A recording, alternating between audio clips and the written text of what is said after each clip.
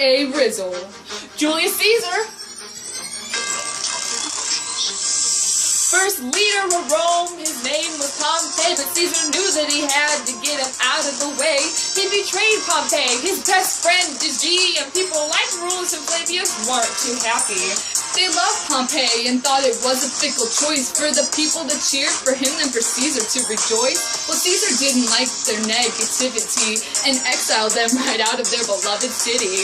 Now everybody knew Caesar had a big head, even Brutus, his closest and most loyal friend. So did Cassius, and let's just say that seeing Caesar didn't exactly brighten his day. Loved him as a man, hated him as a leader, that's why we all had to stab Caesar. Had to stab Caesar. This all led to that scandalous plot that no one in Rome could have ever forgotten. It was made by Cassius, so cunning and sly, he made Brutus believe they were seeing eye to eye. See, Brutus had the good of Rome on his mind, but Julius Caesar was coming from behind. The day had come, the Ides of March was here, and suddenly all the conspirators appeared at 3 a.m. They talked about how to kill the man, and whether or not to add Antony to the plan. Brutus said no, let him go.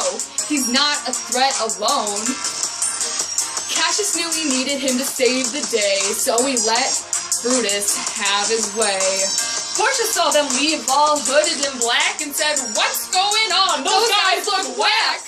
Brutus said, "Portia, you wouldn't understand. You don't have the mental capacity of a man." Portia was offended. His wife had had enough, so she stabbed her own leg to prove that she was tough.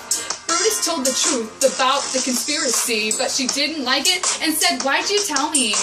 Loved him as a man, hated him as a leader, that's why we all had to stab Caesar. Had to stab Caesar. On the other side of Rome, in the house of Caesar, Calpurnia was filled with such a great fear. She had a dream, an omen filled with fire and blood. I guess you could say that was some good foreshadowing. Go Shakespeare! Because of this dream, she said no. Caesar, honey, you gotta stay home. Jesus came along and ruined the day and said if you don't accept the crown, they're gonna give it away. Caesar said, "Calpurnia, I can't stay home. I wanna be the king, the leader of Rome." A coward dies 1,000 times before his death, but the valiant taste of death but once. Later that day, Caesar arrived at the Senate. Little did he know he wouldn't come back from it. Antony was gone, he didn't know why. He didn't care though, he was just that guy. He had a big head. Metellus got down on the ground and said, "Caesar, bring my bro back to this town." Caesar said, "No, I ain't changing my mind. I'm like the North Star, frozen in time." Untouchable. Untouchable. Caesar was in place, casket was ready. He said, "Hand, please stay steady." Stab, stab, stab, stab. Stab, stab, stab, stab. The conspirators jumped, weapons in hand. It was time to complete the final action of the plan. The senators gasped and jumped and screamed and fled. They thought the next it would be their head. Caesar hadn't seen it coming, didn't know what to say, so the only thing he muttered was, "A to Brute." Freestyling! Oh. This is a rizzle, and I just want to say that Cassius was right all the way. They should have taken out Antony, and then there wouldn't be any problem in that city. Caesar needed to die, it just had to be done. Instead of the North Star, he's now the setting sun. Oh! Okay, money! Oh.